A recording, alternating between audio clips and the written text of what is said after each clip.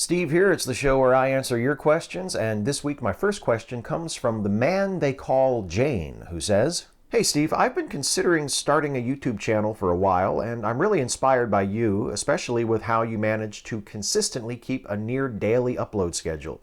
Do you have any advice for new channels on how they can keep their uploads consistent?" Well, the main thing that's important to keeping that consistency is to just treat it like a job. Take it seriously, make a schedule, and treat it like a job.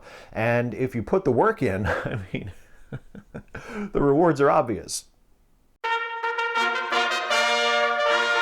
It will feel like work sometimes, though, if you do that. If you treat it like a job and not like a hobby, you will be able to maintain that consistency. You know, you'll be able to have a regular upload schedule where you say, okay, there's going to be a new video for me up every Monday, or every Monday and Wednesday and Friday, or whatever schedule you decide works best for you.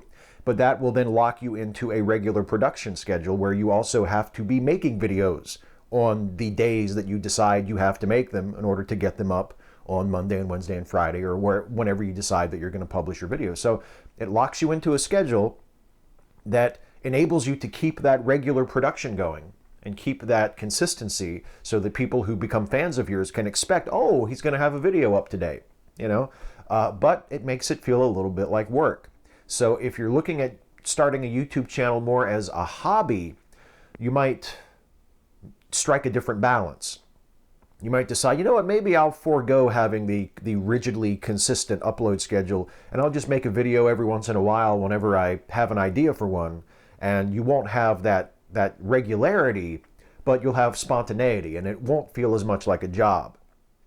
So you have to decide where you strike that balance for yourself. I mean, me personally, it is my job, so it feels right that it feels like a job, but at the same time, I mean, it's not exactly coal mining. Specific hieroglyphics. Hello, Steve. I've recently had a very bizarre dream about me murdering my own clone in a very gruesome way and having trouble hiding my own body, so to speak, from the police. This has really interested me in the ethical implications of human cloning and if we should even attempt it. I think we should for many reasons, such as for medical research and bringing war criminals back to bring them to justice. What do you think? That would be an interesting use of cloning. Hitler got away the first time, but we're going to clone us a new Hitler and he's going to pay for what he did.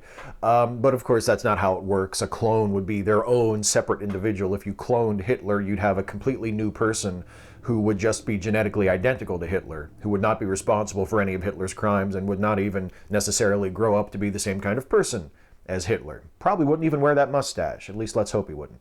I support initiatives to clone humans. I think it would be a boon for organ transplants, for genetic therapies. You know, for someone, if someone needs a new heart, you know, you can clone them a new heart from their old heart, and if their heart had a genetic defect, you could correct it in the process. I mean, assuming that we ever get to the point where cloning technology is that advanced, where we can make those sorts of precise corrections just the way we need to. I'm fully in support of it. And I think the ethical implications only come into play when we start talking about cloning full people, you know, like you were saying about, so we can bring the war criminals back and bring them to justice. Human cloning doesn't necessarily mean you clone an entirely new person. It could just mean you clone parts, you know, you clone organs. But if you decide to clone an entire person, I think what will have to happen is society will have to reorient our understanding of the term clone. Because a clone, in many pieces of science fiction, is seen as sort of this mindless thing, or as this exact copy of the person that it is cloned from. And I don't think either one of those is true. A clone is just another form of an offspring. If you are cloned, then the person that results from your cloning is essentially a genetically identical child of yours that contains all of your genetic information.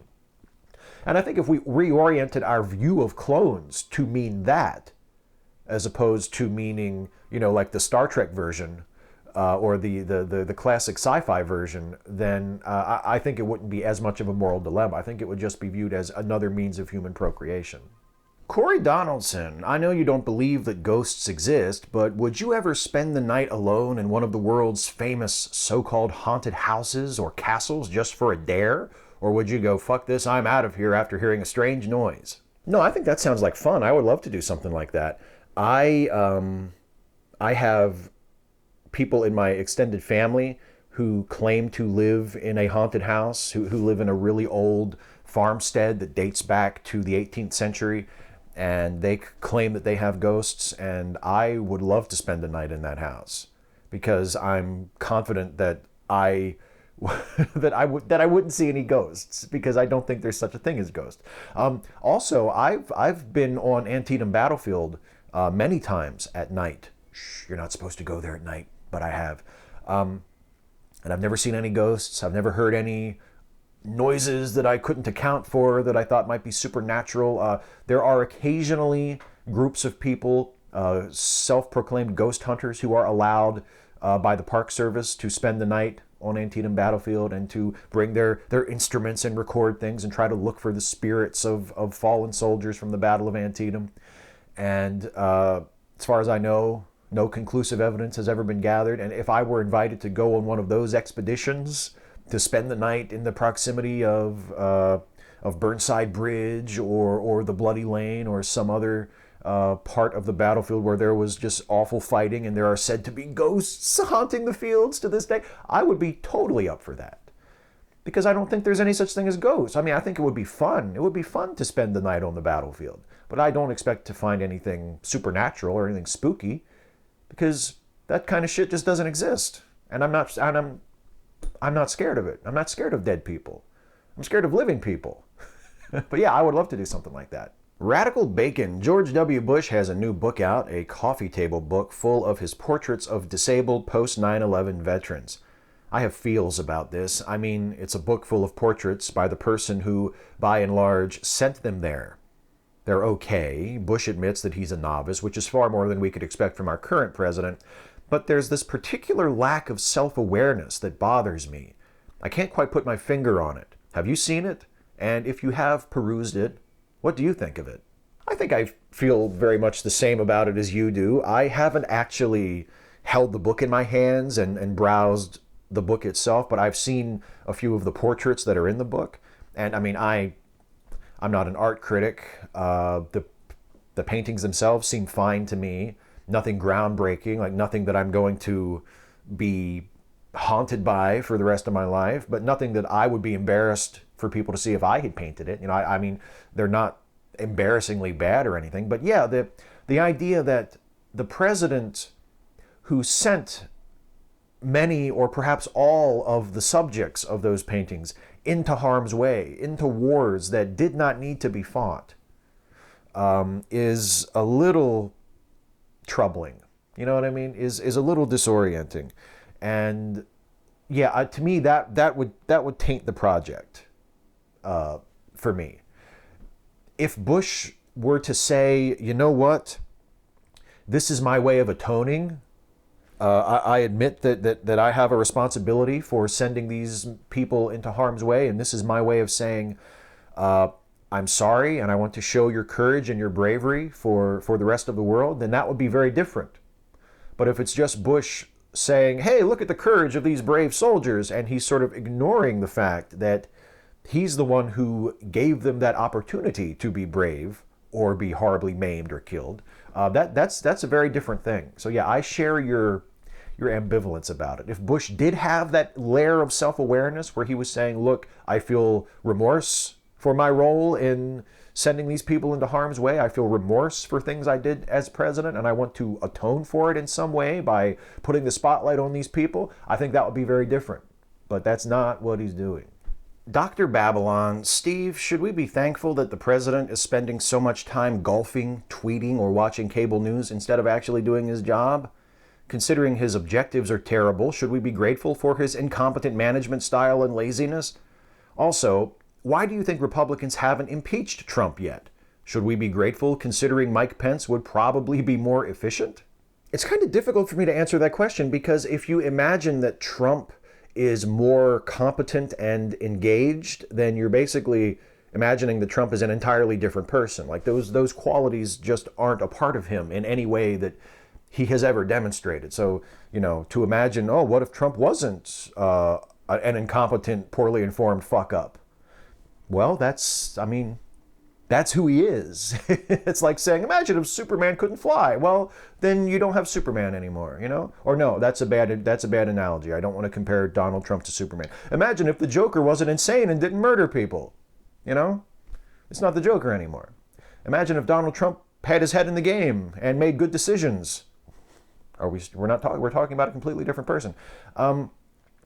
So it's hard for me to answer that part of the question. And the Pence thing, I mentioned that last week. As my friend Anya has said, it's choosing what kind of cancer you want. Do you want the kind of cancer that'll definitely kill you, or the kind of cancer that there's a treatment for? I think a lot of people view Pence as the kind of cancer there's a treatment for, the kind of cancer that we could at least probably survive. And why haven't the Republicans impeached Trump yet? Because they don't see any reason to. Because the Republicans are on board. He's doing what the Republicans want him to do. The only source of embarrassment that Trump is giving Republicans is that he is too open about stuff that they like to keep under the covers. He's being openly racist and openly xenophobic and openly misogynistic and openly antagonistic to LGBTQ people and immigrants, etc. And Republicans are all of those things, but they like to keep it quiet. They like to have plausible deniability. So he's embarrassing them on that front, and he's embarrassing them with his sort of wild, unfounded accusations. But in terms of policy, they're not going to impeach him for anything like that because he's pushing forward their agenda. He's going to sign their bills. So of course they're not going to impeach him. They don't see any reason to. In their eyes, he hasn't done anything wrong. Short life. Do you think anti-SJWs may be brought around if they realize women don't truly have equal rights and aren't asking for more rights? Do you think anti-SJWs can be reasoned with to understand that not all men are condemned when women are threatened, harassed, or abused, and that issue has to be addressed? Do you think debating the anti-SJWs would change the mind of some subscribers, if not the YouTubers themselves? And to answer the last part of that question first, I do think that having debates or challenging the views and the misinformation put forward by anti-feminist, anti-SJW YouTubers can have a positive effect. I think it can reach people in the audience. I think it has done that to a very small degree. I know when my friend Christy Winters debated one of the bigger anti-SJW, anti-feminist YouTubers, there were a lot of people who thought that she handled herself incredibly well and that she made the person she was debating look really bad. And there was some small amount of sort of eye-opening as a result of that. So I do think that happened. I think my friend Eli Bosnick has done similar things and had similar effects. But as for the YouTubers themselves, like, can they be made to see that feminism is still necessary, that feminism is not an anti-male effort, that women's equality is still something that has yet to be truly attained, that people are still marginalized and oppressed and facing real problems in our society? Maybe they can, but one of the biggest problems is there's no incentive for them to do that. There's no reason for them to change their minds because they've built these huge audiences, or relatively huge audiences, on the back of being intolerant, misinformed, proudly bigoted assholes. That's what brought their viewers in, or at least it's something that their viewers don't mind. And most of their viewers who show up and watch their videos and like their videos and give them advertising revenue and pledge to their Patreon campaigns, etc., they don't want them to change. So there's no reason for them to be honest with themselves and introspective and be interested in the problems that they are ignoring or denying or helping to justify and legitimize. There's no reason for them to change. There's no incentive because YouTube has allowed them to create a community of people that rewards them for being anti-feminists and rape apologists and racists and all of the other awful things that they are. So I think that's most of the problem. It's not that they couldn't be reached or that there aren't any arguments that could persuade them or facts we could show them to change their minds. It's that there's no reason for them to even open themselves up because as far as they're concerned, they're doing fine doing what they're doing. Patrick Dodds. Steve, if I can lob a two-part atheist question. As an atheist, do you think anyone can be redeemable, even people who commit murder and the like? Or do you think there's a line where forgiveness and redemption is impossible? Also, as an atheist, what can a person who's committed a transgression do to seek redemption? The answers to both of those questions will depend very much on whose redemption is being sought. I mean, in general, I think it's a good thing for our society if we view people, or at least most people, as redeemable, if we are willing to give people a second chance, if they pay their debt to society, if they demonstrate that they have changed, that they are willing to make amends for things that they have done.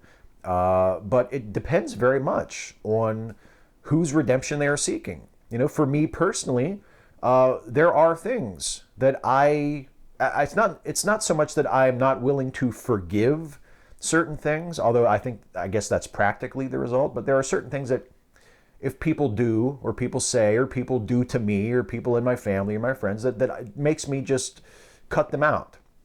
You know, I'm not interested in them anymore. I'm not interested if they want my forgiveness or they want some redemption for what they've done. It becomes irrelevant to me. I don't care. Go away. You know, you're no longer a part of my life. Go live your life. Do whatever you want. Keep away from me. I don't care. Don't talk to me. Don't ask for my forgiveness. Don't do anything. Just leave me alone. That's me. And you may be like that too. But the lines that you consider uncrossable may be in different places. You know, it depends very much on whose redemption is up for the asking. Some people are very forgiving, and some people are very open to giving others a second chance, to welcoming people back in after they have committed some offense. You know, and again, I think as a society, it's good that we are that way. But what is a line that cannot be crossed back over? What does someone have to do to earn their redemption? It depends very much on the individual circumstance. You know, it depends on what the person did to wind up needing redemption in the first place, and what they are after. Are they seeking my redemption? Are they seeking redemption from me? Do they want me to forgive them? Do they want you to forgive them? Do they want someone else to forgive them? Do they want society as a whole to forgive them? It's very much a relative question. I know for me there are certain things where if you do certain things or behave in a certain way, I'm done with you. I'm just done with you, you know? But that's just me. Not everybody's like that. Not everybody's like me. Which I think we can all agree, for a wide variety of reasons, probably a good thing. Here's another thing that's probably a good thing. It's the end of this part of the video, and it's time for the next part of the video, which is a little something I like to call the lightning round. Lucas Hackett. Hey Steve, imagine if there was a Hell in a Cell triple threat match between the Beast incarnate Brock Lesnar, the Beast from X-Men, and Beast from Disney's Beauty and the Beast. Who would you want to win, and how would you book the finish? Well, Brock Lesnar would win, and the finish would be that Brock has just finished suplexing Beast from Beauty and the Beast. He's given him like 20 German suplexes in a row, and he's about to finish him off when Beast from the X-Men, who has been clinging to the inside of the top of the Hell in a Cell cage all this time, lets go, and he's going to pounce on Brock from above, but Brock just catches him on his shoulders in a fireman's carry, F5s him, 1, 2, 3, Brock wins. That's the finish. Kevin Logan, are you on Obamacare, or will you be directly affected by its repeal? Yes, and possibly. It depends on the details of the repeal and on what my state, Maryland, does in response to the repeal if it goes through. So yeah, the answer to both questions is yes, potentially.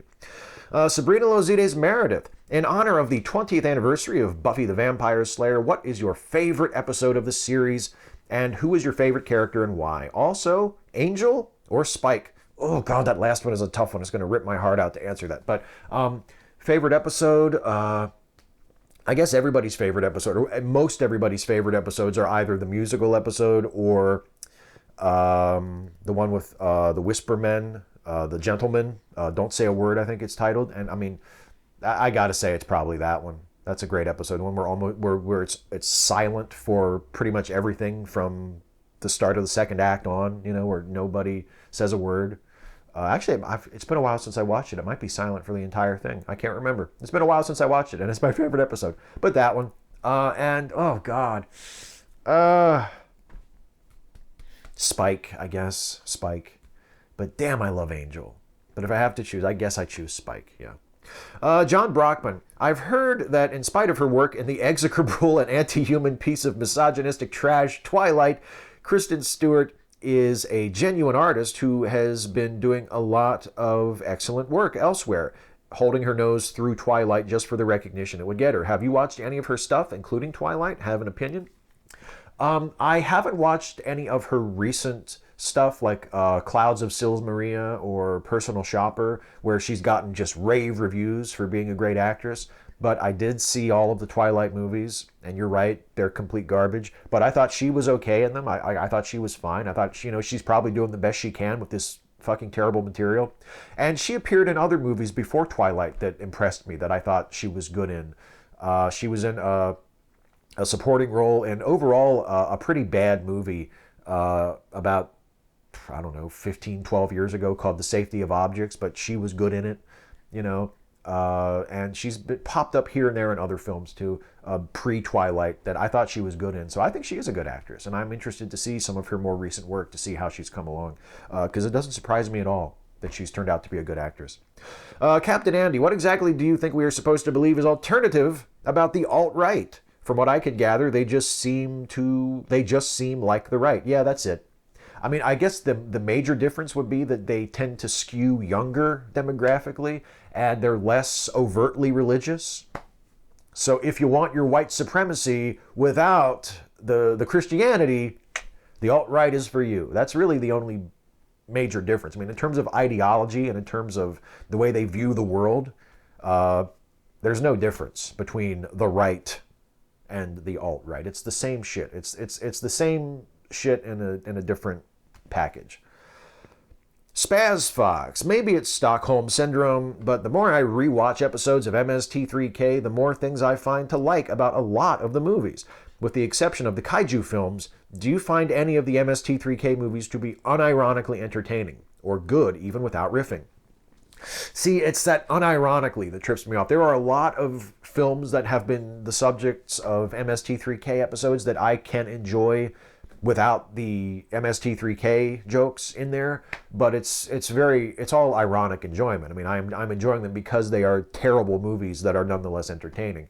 But if I think of ones that I could enjoy unironically, I guess the only one that immediately comes to mind is Marooned, which they did under the title Space Travelers, that stars Gene Hackman and Gregory Peck and Richard Crenna and a few other actors, and it's the story of the astronauts trapped in Earth orbit that have to be rescued. And it's not a great movie, but it's not a terrible movie. Its worst sin is probably that it's a little dull, but it's not a terrible movie. It's probably the best, just as a movie, enjoying it unironically, it's probably the best movie that was ever the subject of a Mystery Science Theater episode. Carlisle the Cinephile. I know the old adage is that the book is always better, but has there ever been a time where you found that an adaptation is actually better than the source material? Oh, certainly. Yeah, absolutely. The Godfather is a good one. I think The Godfather is one of the great American films ever made. Godfather, the book, is just sort of, oh, okay, that was a fun read. You know what I mean? I'll tell you a great one. And the movie isn't even that good, but the movie's way better than the book, and that is Forrest Gump. The book Forrest Gump it's kind of funny, and it's much more sort of intentionally satirical, and it leans much more into the satire than the movie does. But the movie as a whole, I think, is much better than the book. So that would be a very prominent example. And like I say, I'm not even a huge fan of the movie Forrest Gump, but it's better than the book, for sure. Hey, that was the last question. That's it for the lightning round. That's it for the questions. It's time now for the shout out. And as has been my pattern over the last several weeks, I'm giving the shout out this week not to a fellow YouTuber or someone with a great blog or a great series of articles or whatever, a great podcast, but it's to an organization that is doing good work that is very, very needed in the world, and particularly here in the United States during the reign of Trump, and with his new revised executive order trying to ban Muslims from entering the country.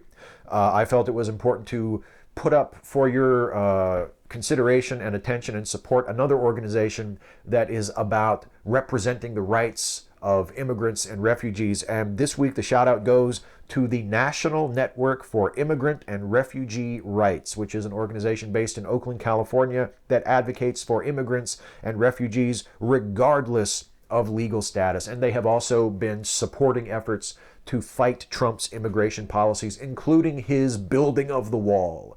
They are very much doing everything they can to support people and to join people who are trying to stand in the way of Trump building this preposterous and embarrassing and just offensive border wall along the southern border between the United States and Mexico. So the National Network for Immigrant and Refugee Rights. The website is linked in the description box of this video. Go check them out, learn a little bit more about the organization. If you can afford it, you can throw a few bucks their way to support their efforts. There is a donate button, so consider that and check them out. It's a very important organization doing very important work to support immigrants and refugees, regardless of legal status, in the United States in these days of Trump, where they are more threatened and more vilified than perhaps they have ever been, at least more vilified and threatened than I can remember them being in my lifetime. So check out that organization. I also want to implore you, as I always do this time of the You Had to Ask videos, to check out the Lemme Listen podcasts. These are podcasts that are the creations of my good friend Jason Harding, aka Jason with a D. There is a whole bunch of Lemme Listen podcasts in the Lemme Listen family. There is, of course, Lemme Finish, the original podcast in the Lemme Listen series, which is co-hosted by Jason and Finite Atticus. There is American Monsters and How to Destroy Them, the great improv comedy podcast. There is Filmtastic Voyage, which is co-hosted by Mike and Alex. There is Cinetific, the movie science podcast, which is co-hosted by Professor Jason and Professor Aaron. There is the newest addition to the Lemme Listen family, 3 for Adventure. And there is, last but not least, Late Seating, the movie review podcast co-hosted by Jason and me, where we give classic movies fresh reviews. A movie that has a reputation for either being good or bad, we watch it anew, we summarize it with some jokes for your listening pleasure, and then we decide whether the movie deserves whatever reputation it has, whether that reputation is good or bad. And today, the very day that this video goes live, you can check out our newest episode of Late Seating, which is our review of the classic 1950s science fiction adventure film, Forbidden Planet.